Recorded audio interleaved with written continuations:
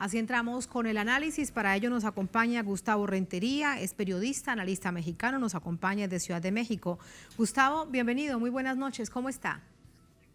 ¿Qué tal, querida Tatiana? Te mando un beso respetuoso desde la Ciudad de México. Un saludo a la amplia audiencia de Es Noticia Telesur. Un saludo hasta Venezuela. Muchísimas gracias. Un abrazo de vuelta para ti, Gustavo. Dice el presidente del INE y dice la oposición política al presidente López Obrador que al sistema electoral de México no hay que hacerle nada, que está muy bien tal como está. ¿Cuál es tu opinión? A ver, en primer lugar, querida Tatiana, siempre hay controversia en cualquier parte del mundo cuando se propone una reforma electoral. Los partidos políticos tienen como fin primigenio la lucha por el poder, acceder al poder, y nadie quiere quedarse fuera del pastel. Por eso las acusaciones a López Obrador de dictador, de que quiere acabar con la oposición, que se quiere quedar 12, 18, 24 años, ¿no? López Obrador, hay que recordarlo para tu audiencia, representa la antítesis de los 70 años del PRI, los 12 del PAN y después los 6 cuando regresa Peña Nieto, que yo diría es el sinónimo de la corrupción.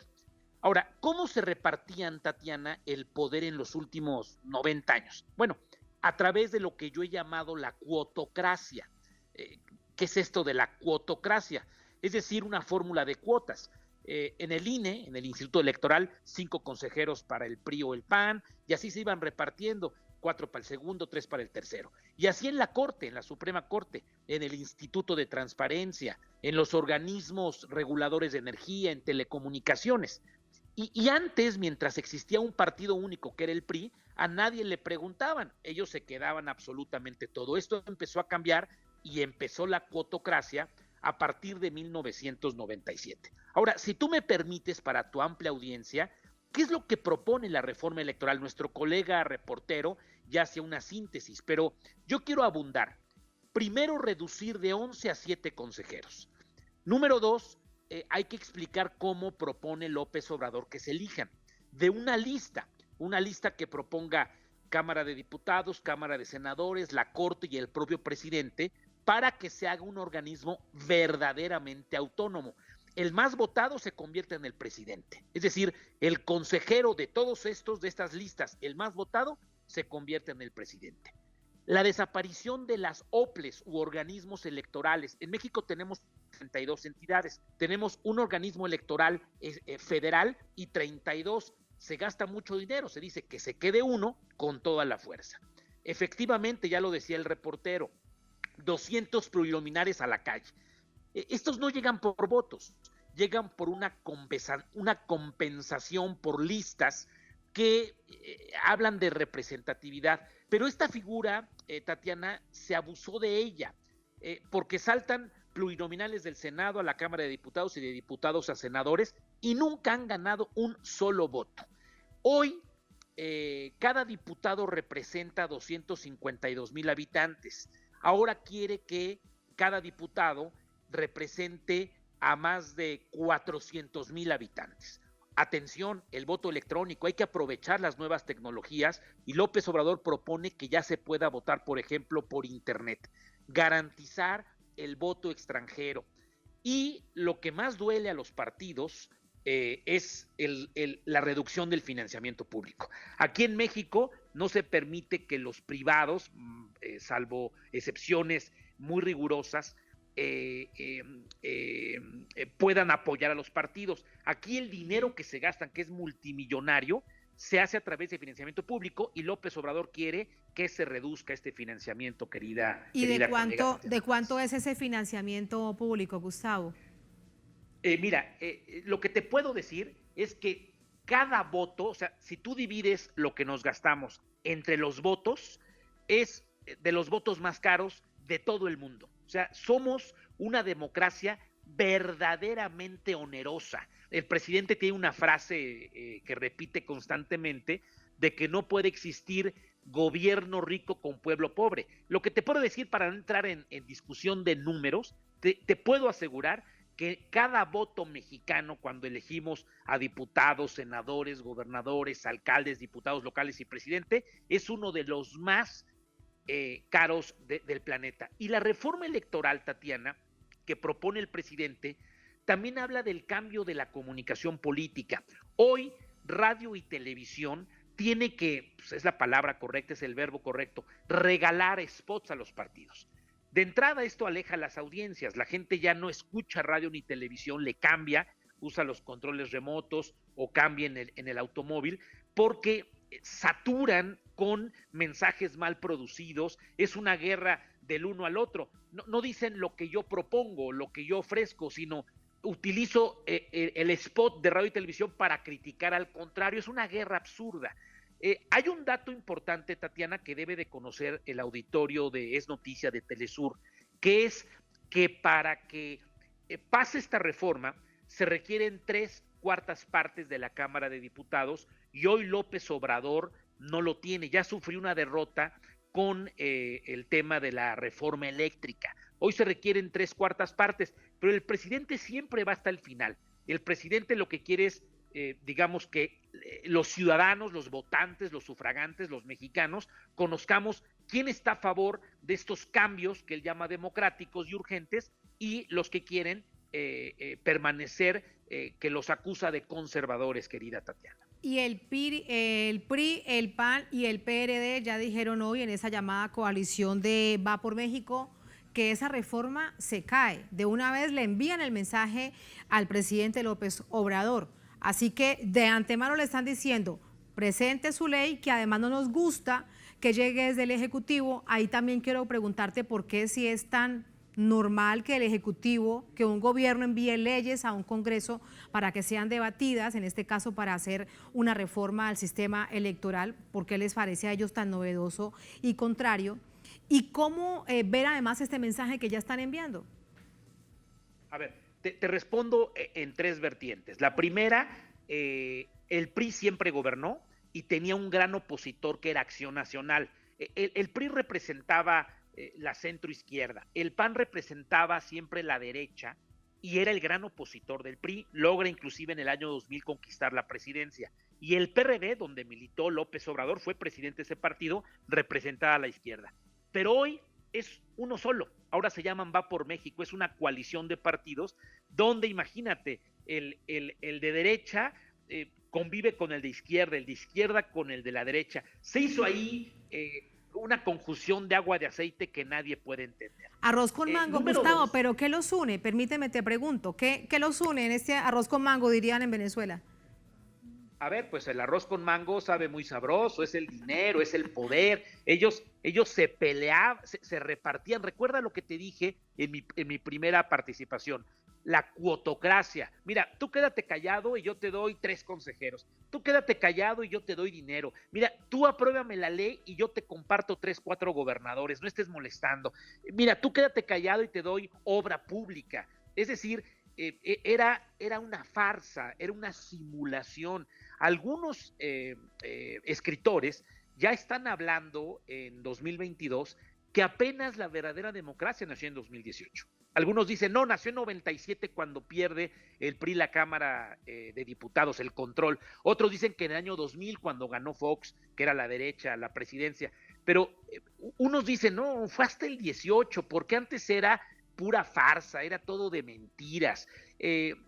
Por cierto, se acaba de divulgar un audio, imagínate, Tatiana, donde se está negociando con el presidente del PRI, que por cierto puede ser desaforado en la Cámara de los Diputados y puede ir a la cárcel, cómo negocia con un dueño de medios de comunicación, cómo le hacen una entrevista. Mira, te pongo llamadas y simulamos que te llaman por teléfono para que tú digas lo que quieras. Esto ha simbrado al país y el presidente sabe, repito, que puede perder la votación en la Cámara de Diputados. Él necesita también que vaya al Senado como Cámara Revisor y después que vaya a 17 congresos locales, tenemos 32 en la República. Él sabe que, yo diría, la tiene perdida desde el punto de vista de contabilidad, de votos, numérico, pero él va hasta el final porque quiere, permíteme el término, exponer a los diputados, a los senadores y a los representantes de la oposición, en este caso que son uno mismo, que es el PRI, PAN y PRD, querida Tatiana. Pues es que entonces hoy en día son lo mismo, aunque tiempo atrás fuesen contendores, pero hoy vemos que es realmente lo mismo, todos juntos en contra del presidente López Obrador. Dice el presidente del Instituto Nacional Electoral: si hay una reforma electoral, que sea producto de la cabeza y no del estómago, que no sea el resultado de filiales o fobias o peor aún de rencores personales. Mensaje también para el presidente López Obrador. Con todo eso que nos has dicho, ¿a quién representa el presidente del INE hoy por hoy?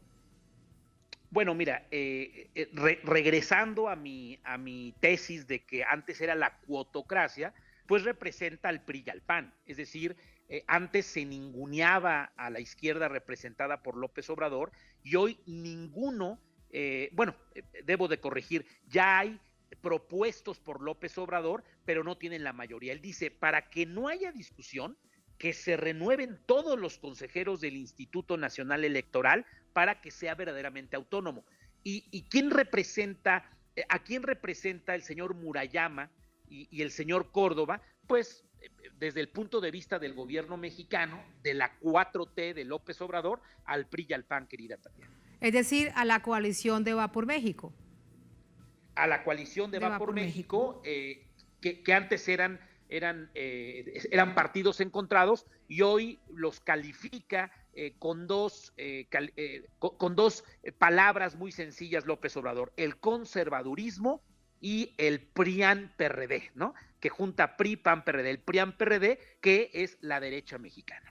Dice el presidente López Obrador que tanto el Instituto Nacional Electoral como los magistrados del Tribunal Electoral del Poder Judicial de la Federación ni son imparciales y están sometidos a intereses creados que todavía actúan del antiguo régimen. Cuando comenzábamos esta conversación nos estabas dando un poco de cátedra de clase de historia, Gustavo, de cómo funcionaban estas instituciones. Así que ese antiguo régimen, el presidente se refiere a todos, o se refiere a Peña Nieto, a Felipe Calderón, a Fox, se refiere a todos. Mira, cuando no tenía mayoría en la Cámara de Diputados el PRI o el PAN, lo que hacían era, repito, la cuotocracia, para que todo mundo estuviera contento. Y se crearon órganos constitucionales autónomos, el electoral, el de las telecomunicaciones, te decía, el de transparencia, el de energía.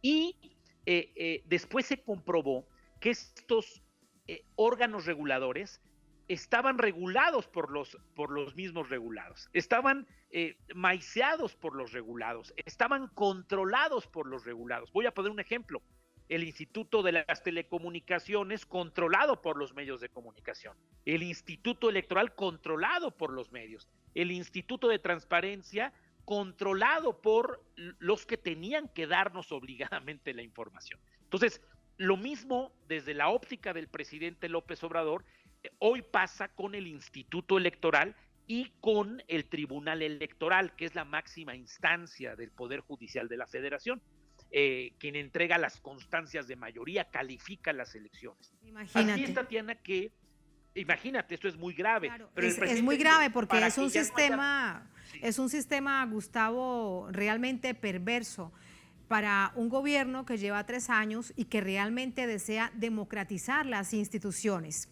El desafío, dice el presidente López Obrador, es que la gente debe salir a votar, debe haber revolución, debe haber pueblo. ¿Esto cómo se expresa?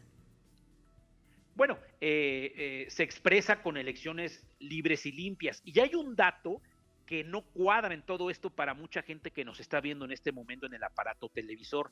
López Obrador, a pesar de este INE, a pesar de este tribunal y a pesar desde que él tiene la óptica desde Palacio Nacional en el Zócalo capitalino de la Ciudad de México, de que el INE y el tribunal no funcionan, sigue ganando elecciones. Hoy debe de saber el auditorio de Telesur, Tatiana, que de las 32 entidades, hoy ya tiene 23 gobernadores. Controla la mayoría de la Cámara de Diputados, la mayoría del Senado, la mayoría de los congresos locales y, como ustedes saben, la presidencia de la República. Morena, su partido, el Movimiento de Regeneración Nacional, hace muy poquitos años no existía. Es decir, el movimiento que se vivió ciudadano en 2018, yo lo podría explicar como un tsunami.